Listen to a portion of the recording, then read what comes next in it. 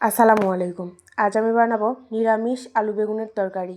প্রথমে কড়াইয়ে দিয়ে দিছি 4টা কাঁচামরিচ, সয়াবিন তেল এবং হলুদ গুঁড়া দিয়ে একটু নাড়াচাড়া দিয়ে ভেজে নিচ্ছি। তারপরে আমি এখানে অ্যাড করে দেব আলু এবং বেগুন।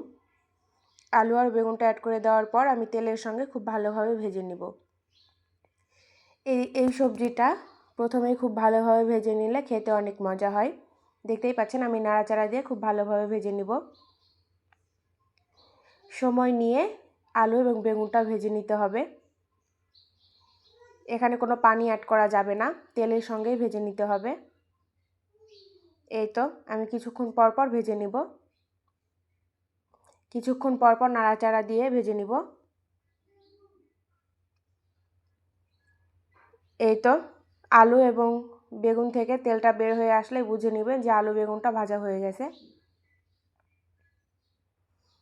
ভাজা ভাজা হয়ে গেলে এ পর্যায়ে এসে আমি গুঁড়া মশলাগুলো অ্যাড করে দিব। দিয়ে দিচ্ছি হলুদ গুঁড়া, দিয়ে দিব লাল মরিচের গুঁড়া, দিয়ে দিব স্বাদ মতো লবণ,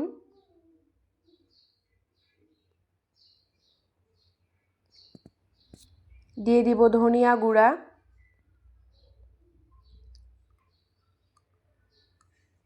তারপরে আমি এখানে অ্যাড করে দিব সামান্য একটু জিরার গুঁড়া দিয়ে খুব ভালোভাবে নাড়াচাড়া দিয়ে মিশিয়ে নিব।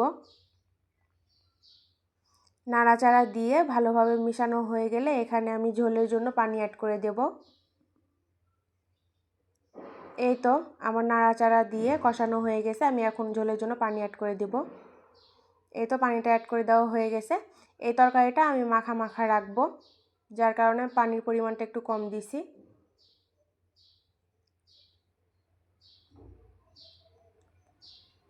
পানির বলকটা চলে আসলেই, পানিটা কমে গেলেই তরকারিটা রেডি হয়ে যাবে।